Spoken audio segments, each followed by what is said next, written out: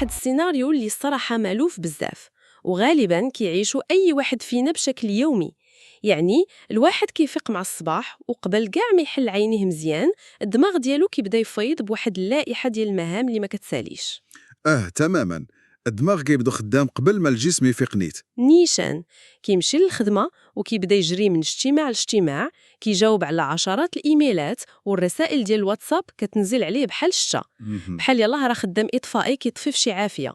والصراحة هذاك هو الإحساس اللي ولا مسيطر على بيئة العمل اليوم. وفي الليل كيرجع للدار مهلوك ومستنزف والطاقة ديالو تحت الصفر. ولكن ملي كيجلس الشخص مع راسو وكيسول شنو أنجزت بصح هاد النهار، الجواب في غالب الأحيان كيكون صادم، اللي هو والو. بحال يله الانشغال كان في القمة، ولكن الإنجاز الحقيقي كان شبه منعدم. غادي نفككوا هاد اللغز. المهمة ديالنا في هاد الغوص العميق هي تفكيك وهم ما يسمى بالإنتاجية الزائفة، وفهم الفلسفة العميقة ديال الإنتاجية البطيئة للكاتب وعالم الكمبيوتر كارل نيوبورت. وهذا الشيء مهم بزاف للناس اللي كيسمعونا، حيث الهدف هو نكتشفوا كيفاش ممكن للإنسان ينجز حوايج كيبعثوه على الفخر بلا ما يوصل للاحتراق النفسي. متفقة معاك تماما، وهذا الشيء كينطبق بالأساس على عمال المعرفة، يعني الناس اللي خدامين بعقولهم. ولكن منين جا هاد المشكل أصلا؟ صراحة هذاك الشعور بالانشغال المستمر ماشي مجرد صدفة أو ضعف في التنظيم الشخصي عند الواحد، بل هو نتيجة ديال ثقافة مؤسساتية ترسخات لعقود.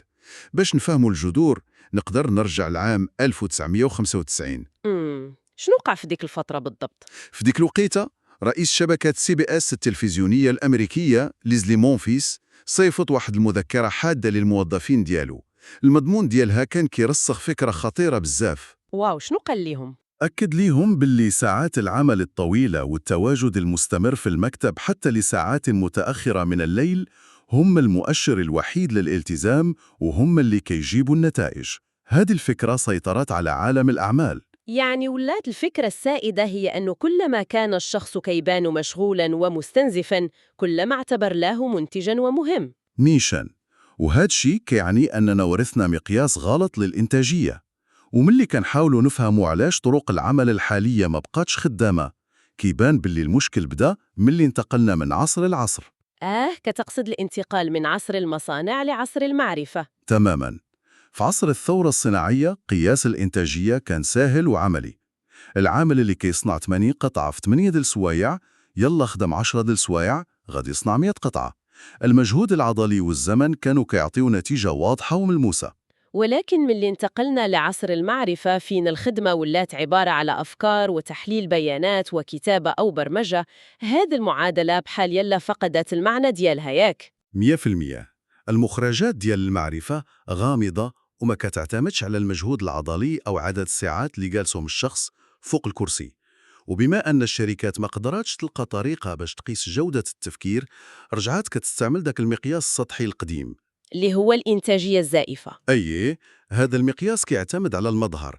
كلما كان الشخص كيبان كيتنقل بزاف، كيصيفط إيميلات في الليل وكيشارك في اجتماعات كتيرة، كلما تم اعتباره موظف مثالي. ولكن المشكل العميق هنا هو أن هذا المقياس الوهمي يتصادم بشكل عنيف مع الطبيعة البيولوجية للإنسان. هاد النقطة ديال التناقض البيولوجي كتجيني هي المفتاح باش نفهموا حجم الكارثة.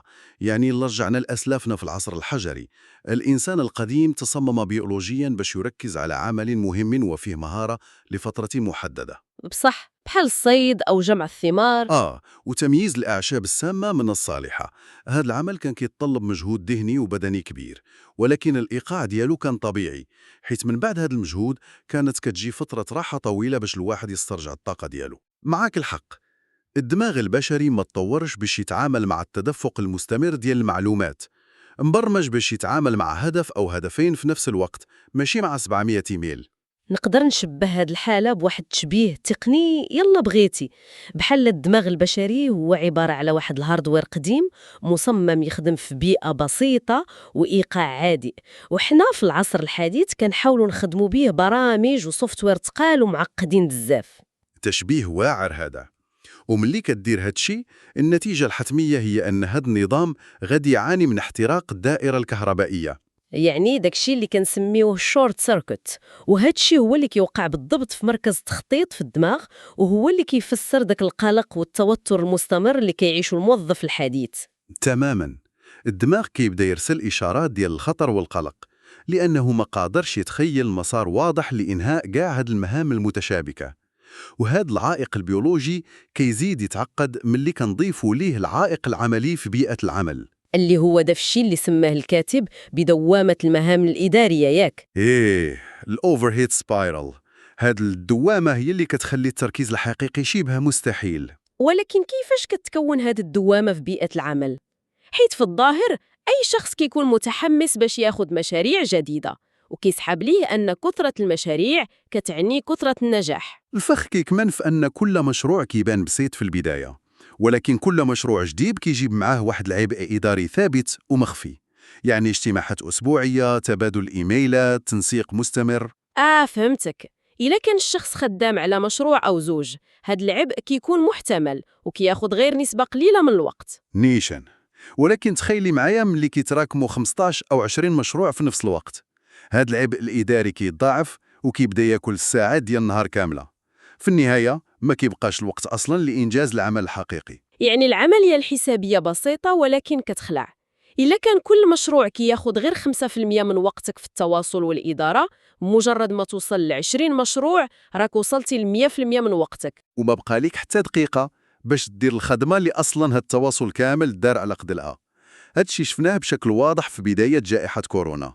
الصراحة داكشي اللي وقع في كورونا كان مثال حي. ملي تحول العالم كله للعمل عن بعد، الشركات حاولت تعوض التواصل الطبيعي باجتماعات افتراضية مستمرة. المعاناة تحولت للجلوس لمدة 8 سوايع متواصلة قدام زوم، لدرجة أن بعض التقارير قالت باللي الموظفين ما بقاوش لاقيين وقت حتى باش يمشيوا للمرحاض حاشاك أو يشربوا الماء. غير كيسالي اجتماع كيبدا الآخر، وسط الاجتماع الواحد كيحاول يرد على الإيميلات المتراكمة. العمل المعرفي العميق بحال تبخر تماما. بقات غير الأيكلة الإدارية ديالو.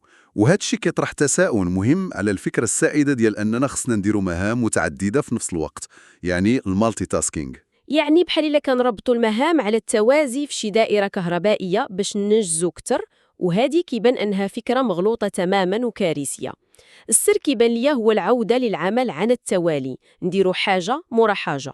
وهذا الاستنتاج كينقلنا مباشرة للركيزة الأولى والأساسية، فلسفة الإنتاجية البطيئة، واللي هي دير حوايج أقل، تقليل عدد المشاريع المفتوحة في نفس الوقت. وكيفاش ممكن نطبقوا هاد الشيء؟ واش كاين شي أمثلة تاريخية كتدعم هاد الفكرة؟ كاين مثال رائع ديال بنجامين فرانكلين في منتصف القرن الثامن عشر. فرانكلين كان عنده مطبعة وكان غارق في العمل اليومي والتفاصيل الإدارية. كيفاش قدر يتعامل مع هاد الضغط وهو باغي يوسع المشروع ديالو ويتفارغ لاختراعاته؟ أدرك أن الانغماس في التفاصيل كيقتل قدرته على التفكير، فجاب مساعد سميته ديفيد هول باش يدير فرع جديد للمطبعة. والقرار الصادم هو أنه تخلى على نصف ثروته المستقبلية ونصف الأرباح وأعطاها لهول، غير باش يشتري وقته ويتخلص من دوامة المهام. واو، تضحية بنص الأرباح غير باش يحافظ على الفراغ العقلي. هادشي كيبين شحال كان الانتباه ثمين بالنسبة ليه. وكاين مثال آخر قريته في المصادر على الكاتبة جين أوستن ياك. تماماً. كاين واحد الأسطورة كتقول أنها كانت كتكتب رواياتها العظيمة خلصة وسط انشغالاتها العائلية، وكأن الإبداع ممكن يزدهر وسط الفوضى. ولكن الحقيقة كانت مختلفة تماماً الصراحة. نيشان. الحقيقة هي أنها ما قدرتش تكتب حتى عمل ذو قيمة في ديك الفترة. التغيير الحقيقي يقع من اللي تخلصت من هذا العبء وانتقلت لواحد الكوخ هادئ في العروبية. تم عاد قدرت تكتب 5 ديال الروايات في ظرف عامين. القصص ديال فرانكلين وجين أوستن ملهمة بزاف، ولكن الصراحة خصنا ننزلوا الأرض الواقع. الموظف العادي اليوم ما عندوش الفلوس باش يوظف مساعد يعطيه نص الصالير، وما يقدرش يعزل راسه في كوخ ويخلي خدمته. معك الحق، هذا هو التحدي الواقعي. ولكن كاين أدوات عملية ذكية يمكن لأي واحد يطبقها. الأداة الأولى هي اللي كتسمى بساعات المكتب. كيفاش كتخدم هاد ساعات المكتب؟ الفكرة هي التخلي على التواجد المستمر. الشخص كيحدد ساعة في الصباح وساعة في العشية فقط للرد على الاستفسارات. يلا وصلوا إيميل طويل ومعقد، الرد كيكون بسيط: أنا مهتم نعاونك، دوز لي مكتبي أو اتصل بيا في ساعات المكتب ديالي باش ناقشوه. هاد التكتيك ذكي صراحة، حيت كيحول سلسلة طويلة ومشتتة ديال الإيميلات اللي ممكن تاخد نص ساعة لمكالمة ما كتفوتش 3 دقائق، وثانياً كيرفع من تكلفة الطلب على الشخص الآخر. تماماً. ملي كترد عليه هكاك كتفرض عليه يدير مجهود، وهذا الشيء كيخلي الزملاء يتراجعوا على طرح الأسئلة البسيطة اللي كان ممكن يحلوها لروسهم. وكاينة أداة أخرى كتخدم على نفس السيكولوجية اللي هي لائحة المهام العكسية. ايه، هذه كتلعب على سيكولوجية الشفافية والإحراج. فعوض ما تجي الطلبات عبر الإيميل بشكل خفي والمدير ما كيكونش عارف الضغط اللي عليك، الحل هو جعل لائحة المهام علنية للجميع في منصات بحال تريلو مثلا. يعني ملي كيبغي شي حد يضيف مهمة جديدة كيكون مضطر يدخل للمنصة ويشوف بعينيه اللائحة عامرة بمشاريع أخرى، وهذا الشيء غالباً كيخليه يتردد ويتراجع. نيشان، هاد الشفافية كتخلق حاجز طبيعي ضد تراكم المهام، وملي كننجحوا في تقليل عدد المشاريع كنهيئوا الأرضية للركيزة الثانية، خدم بإيقاع طبيعي. صراحة الإنسان ماشي آلة ولا موتور خصو يخدم بأقصى سرعة و100% من الوقت طوال العام، ولكن في عالم الشركات ديما كيتوقعوا منك تنجز أكثر في كل أسبوع، وهذا الشيء كيتسنافى مع الإيقاع الطبيعي اللي كيعتمد على مفهوم المواسم. تماماً. كاين موسم مكثف ديال الحصاد والخدمة الشاقة، ولكن كيعقبوا موسم ديال الراحة واسترجاع الطاقات. وأبرز مثال على هادشي هو قصة فرقة البيتلز في عام 1966. واو، البيتلز كانوا في قمة المجد ديالهم في ديك الفترة، ولكن كانوا كيعيشوا ضغط لا يوصف بسبب الجولات الفنية المستمرة والمطالبة بإنتاج ألبومات بسرعة خيالية. لدرجة أنهم تلقوا تهديدات بالقتل في بعض الجولات. فشنو داروا؟ خذوا قرار صدم العالم: التوقف النهائي عن الحفلات الحية. تخلصوا من ذاك الضغط المستمر وانعزلوا في استوديو لمدة 700 ساعة متواصلة. 700 ساعة؟ هذه مدة خيالية مقارنة بالوقت اللي كانوا كيقضيوه قبل. أيه، هذا الإيقاع البطيء سمح لهم بالتجربة. دخلوا آلات هندية ودمجوا أصوات جديدة بكل هدوء. النتيجة كانت ألبوم غير تاريخ الموسيقى. هاد الشيء كيوضح أن السر ما كاينش في السرعة المفرطة، السر كاين في تغيير الإطار الزمني اللي كنقيسوا به الإنتاجية. بدل ما تقيم راسك بيوم أو أسبوع، خصك تاخد نظرة بعيدة المدى.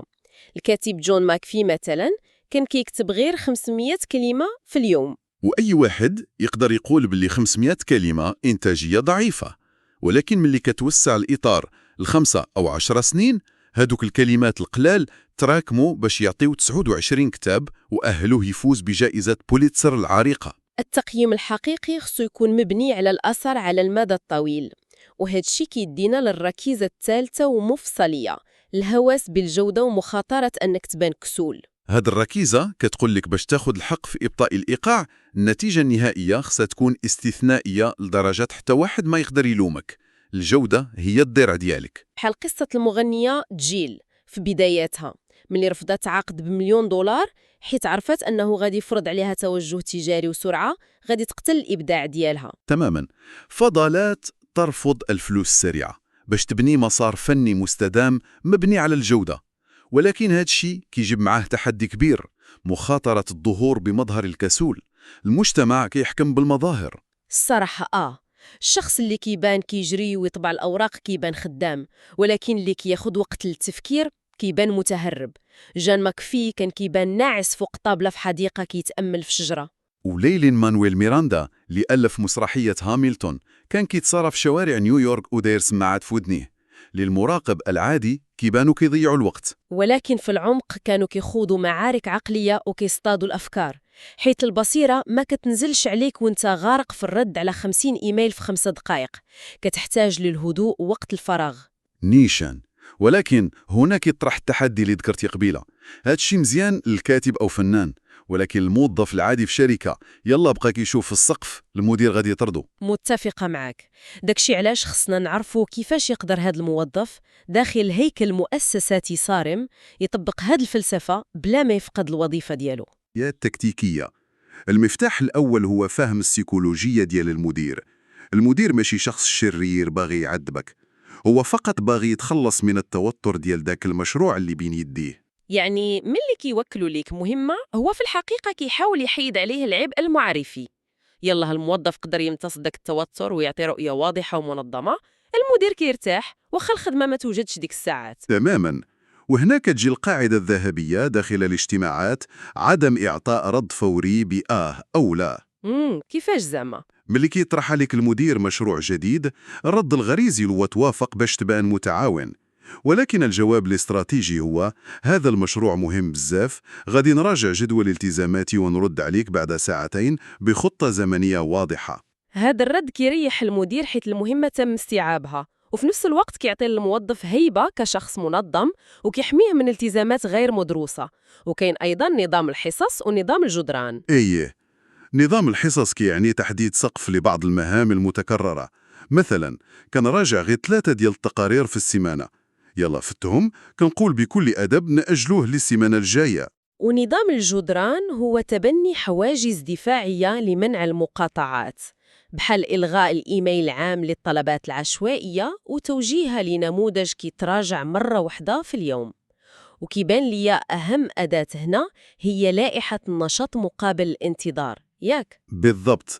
عوض ما الموظف يوزع طاقته على 10 المشاريع ويبقى غارق في التنسيق، كيحدد من 1 ل3 مشاريع فقط في لائحة النشاط وكيركز عليها ب100%. وأي طلب جديد كيمشي للائحة الانتظار الشفافة، حتى كيسالي مشروع النشاط عاد كيسحب واحد جديد. هاد الطريقة كتنظم التدفق وكتضمن جودة عالية. نيشان. وملي كنجمعوا هاد الخيوط كاملة كنوصلوا الخلاصة أن الإنتاجية البطيئة ماشي دعوة للكسل، هي عودة للعمل العميق والإنساني ورفض لتحويل البشر لآلات. المعادلة الحقيقية هي دير حوايج أقل، خدم بإيقاع طبيعي كيحترم التكوين ديالك، وهوس بتقديم جودة استثنائية كتفرض احترامها. هذا تلخيص شامل، ولكن صراحة بغيت نختم بواحد الفكرة عميقة.